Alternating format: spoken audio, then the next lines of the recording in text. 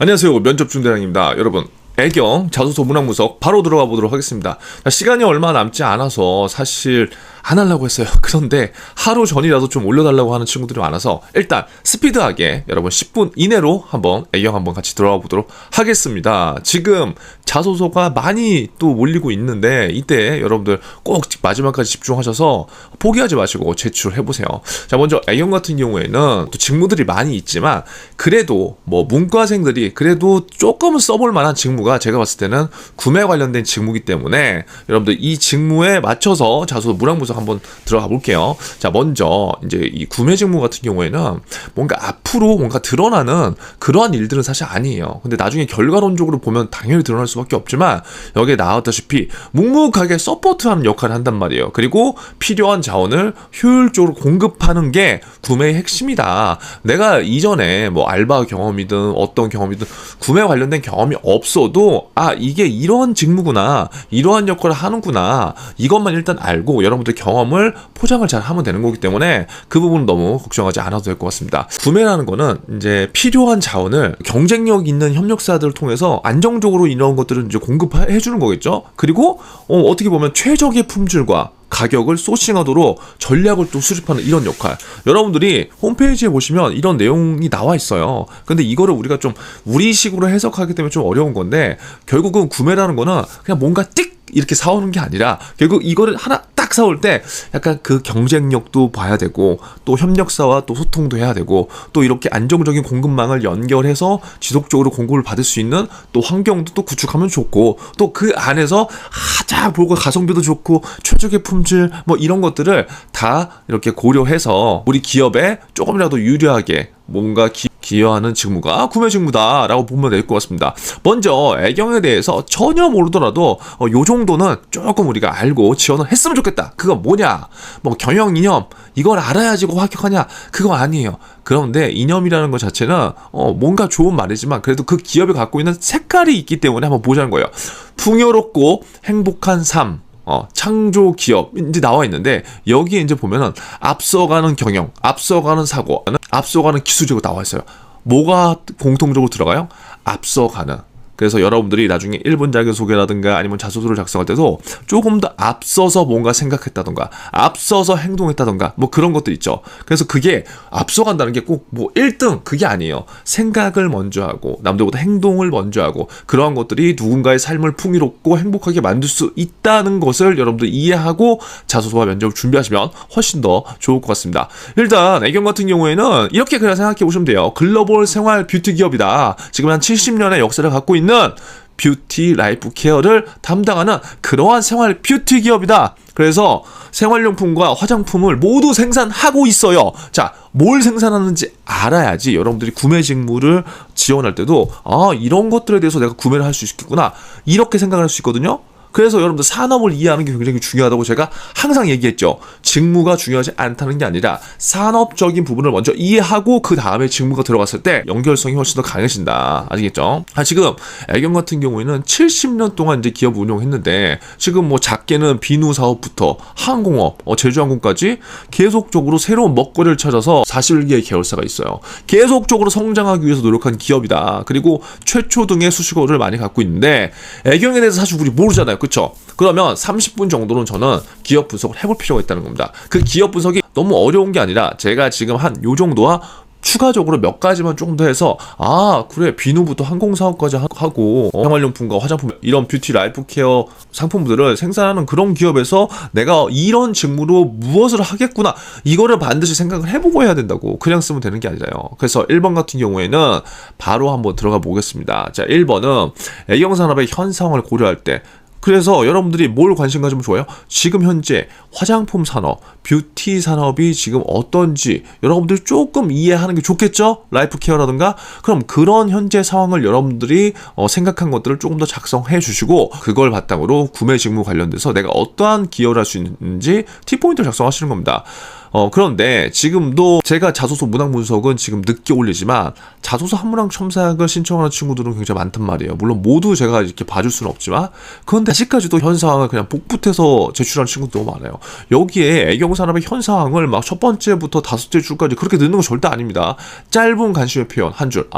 현재 애경산업은 이러한 것들을 하고 있어. 애경산업의 이슈는 내가 봤을 때 이런 것 같아. 애경산업은 현재 이렇고 앞으로 어떨 것 같은데 뭐 이러한 식으로 여러분들의 짧은 관심을 나타내 주시고 거기에서 지금 지원하는 구매 직무 있죠? 구매 직무와 연결을 시켜서 1번을 작성해 주시는 거예요. 결국 내가 어떤 기여를 할 수 있냐? 여러분들이 만약에 구매 지원 직무를 지원한다면 결국 애경산업과 이 구매 직무와 연계해서 T포인트를 작성하는데 결국 산업과 직무의 관점을 합쳐라. 그래서 여기에서 직무적인 관점으로 나 구매를 그냥 잘해요. 애경산업에서 구매를 잘할 수 있어요만 어필하는 게 아니라 현재 뷰티 라이프 산업의 어떠한 흐름 그리고 거기에서 애경산업의 위치라던가 애경산업의 포지션, 역할 그리고 이러한 현재 상황에서 내가 애경산업 구매팀에서 무엇을 할 수 있는지를 여러분들이 써보는 겁니다. 아시겠죠? 여기에 여러분들 구매팀에도 보면요. 지금 홈페이지 보니까 상품 구매, 글로벌 서칭, 뭐 원료 포장재 담당 이렇게 또 나눠져 있어요. 근데 이것까지 여러분들이 세세하게 지금은 나눌 필요가 저는 없다고 생각하고 그냥 구매팀에서 내가 어떻게 비용 절감을 해서 예를 들어서 여러분들이 지금 이제 구매팀으로 들어가면 단지 뭐 이거 B2C 영업이 아니기 때문에 비용 절감 한두 개가 아니란 말이에요. 내가 구매 지원 직무를 담당함으로써 안정적인 협력사를 내가 지속적으로 뭐 발굴하고 최적의 품질과 가격을 우리 애경을 위해서 뭔가 협업을 잘했다. 그럼 비용 절감이 엄청나게 되는 거라고요. 이런 것들이 뭐다? 업계에서 가격 경쟁력을 확보해서 애경 산업이 훨씬 더 성장할 수 있도록 하는 디딤돌이 되는 거죠. 결국 그러한 것들이 매출 증대로 기여될 수밖에 없는 거고요. 그래서 이러한 생각을 여러분들 먼저 하시고 1번 문항을 작성해서 미래지향적인 관점으로 작성을 해보시면 된다. 자, 2번 문항은 해당 직무에 필요한 역량을 기술하고 이를 갖추기 위해 본인이 해온 노력이 뭐냐, 지식적인 부분과 경험적인 부분들 다 얘기해주라 라고 했습니다. 자, 저는 항상 강조합니다. 뭘 강조해요? 와이나를 모르면 좀 영상 좀 찾아보세요. 알겠죠? 와이나가 뭡니까? 여러분들은 지금 대부분 저는요 구매 직무를 잘하기 위해서 저는 이러한 강점이 있습니다. 2번 강점이 요거예요. 3번 역량이 있습니다. 이렇게 강조하는데 이렇게 해도 됩니다. 하지만 왜가 없잖아.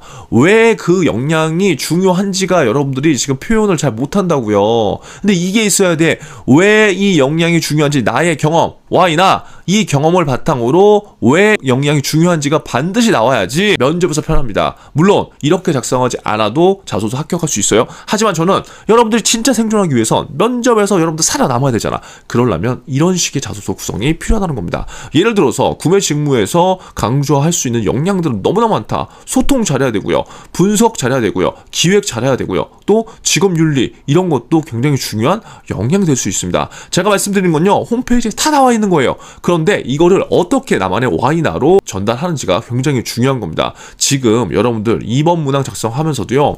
전공과 경험 없어도 전혀 상관없습니다. 여기서 우리가 뭘 표현해줘야 되냐? 산업적인 관심. 나 너희 산업에 관심 있어. 나 애경산업의 방향성 알고 있어. 그래서 나는 이러한 역량이 더 중요하다고 생각해. 그래서 나는 이런 역량을 어떻게 길렀어? 이렇게 여러분들의 경험을 포장하는 그 연결을 해주시면 됩니다. 여러분들 면접에서 가장 중요한 건 뭐예요? 경험 포장입니다. 오늘부터 경험 포장에 대한 실제 생존이들의 사례 영상들이 올라갈 텐데요. 한번 보세요. 경험 포장이라는 건 엄청난 게 아니라 우리가 있는 이 A라는 경험을 어떻게 포장해서 내가 지원하는 기업의 직무 역량이라던가 지원 동기와 매칭시킬 것인가 이게 굉장히 중요하거든요. 근데 아무리 많은 경험이 있어도 경험 포장을 하지 못하면 안 돼요. 그래서 그러한 생각들을 지금부터 이렇게 여러분들이 해보시면 좋다. 뭐 예를 들어서 지금 소통도 되고요. 분석도 되고요.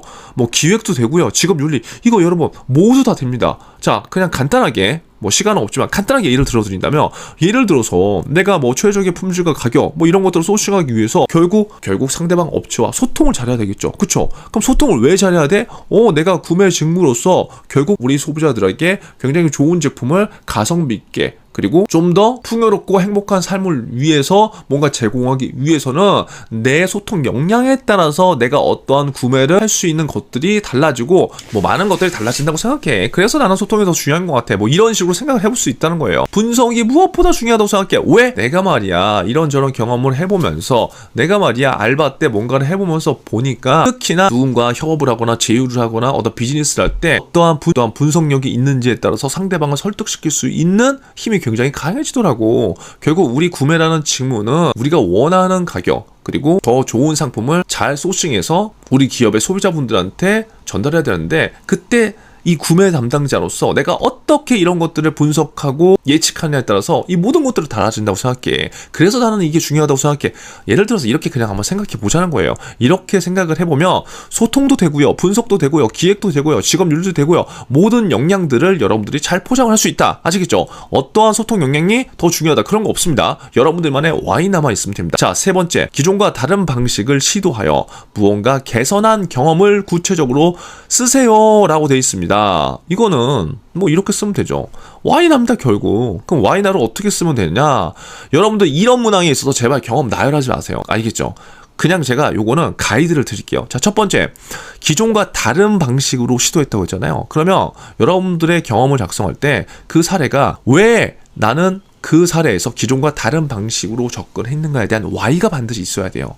이게 없으면 안 돼요. 그리고 그 과정에서 여러분들의 액션이 분명히 있을 겁니다. 경험을 그냥 나 뭐뭐 했다 그게 아니라 구체적으로 기존과 다른 이런 방식에서 그 과정에서 내가 어떻게 이런 액션들을 했는지 그 액션이 나와 있어야지 나중에 면접 때 그것들을 검증하겠죠. 그리고 그것들을 통해서 느낀 베네알의 법칙, 배우고 느끼고 알게 된 이 세 가지 중에 하나를 반드시 작성을 해주셔야 됩니다. 왜? 결국 기존과 다른 방식으로 시도해서 성공을 했을 수도 있고 실패를 했을 수도 있잖아요. 그쵸? 근데 더 중요한 건 뭐다? 그걸 통해서 뭘 느꼈느냐? 그럼 뭘 느꼈는지가 왜 중요해? 그걸 통해서 T포인트로 이 지원자가 우리 기업에서 뭘 할 수 있는지를 유추할 수 있기 때문에 결국 자소서 면접의 구조는 이러한 식으로 생각을 해보는 게 여러분들한테 굉장히 유리하다. 다음 4번 문항입니다. 타인과 팀으로 활동했던 경험, 기술하고 해당 경험을 통해 본인의 어떤 부분이 성장했는지 쓰라고 했어. 성장은 어디서 해야 돼? 성장은 어리를 체인지. 여러분, 그쵸? 우리는 취업, 커뮤니티, 이런 것보다 성장 커뮤니티. 그런데 그냥 자소서도 하고 면접도 하는 거야. 왜? 우리 20대, 30대가 너무 중요하기 때문에. 자, 여러분, 4번 문항은 뭡니까? 역시나 Y납니다. 여기서 중요한 건, 여러분, 꼭 성공 경험이 아니어도 된다고요. 알겠죠? 성공 또는 실패 과정이잖아. 저는 여러분들한테 뭘 추천해요? 역발상의 법칙. 후자, 실패한 걸 쓰라고요. 왜? 대부분 10명 중에 9명을 성공한 거 쓸 거니까. 성공한 거 쓰면 불합격하고 실패한 거 쓰면 합격하다. 그런 취지가 아닙니다. 아시겠죠? 어차피 누구나 사람은 성공도 하고 실패도 해요. 하지만 실패 과정에서 무엇을 배웠느냐가 좀 더 진솔하게 느껴질 수 있겠고요. 이 문항에서 중요한 건 하우 성장입니다. 어떻게 성장? 또 가이드를 간단하게 드리며, 첫 번째, 이거는 개인의 활동이 아닙니다. 팀 활동의 사례에서 내가 왜 이런 활동들을 했고 어떻게 그런 활동들을 했는지, 그 활동을 했을 때 나의 역할과 그런 과정이 드러나야 되고요. 여기에서 이 과정에서 성공을 했건 실패를 했건 결과가 나왔겠죠. 역시 마찬가지로 이걸 통해서 내가 베네알 법칙을 적용시키면 이 문항 역시 간단하게 해결될 수 있습니다. 아시겠죠? 그래서 이 뒷부분을 보시면 결국 베네알 법칙과 T포인트, 이게 계속 나와줘야 된다는 거예요. 마지막 5번입니다. 직무 관련 경험. 왜? 스스로 소개할 수 있는 경험. 그냥 자유롭게 쓰세요. 제가 추천하는 건 여러분들 스스로를 표현할 수 있는 키워드를 한번 고민해 보세요. 왜? 여러분들 면접 때 여러분들 스스로를 어필해야 되잖아요. 그래서 진심으로 여러분들이 표현할 수 있는 키워드, 경험을 지금 한두 개 정도 생각을 해보시고, 이런 유형은 이치미 유형이기 때문에 너무나 중요한 문항이다. 아시겠죠? 그래서 제가 그래도 추천드리는 건 여러분들 개인 역량만 너무 강조하려고 하지 말고, 개인 역량이나 산업에 대한 건 사실 1번과 2번이면 다 보여요.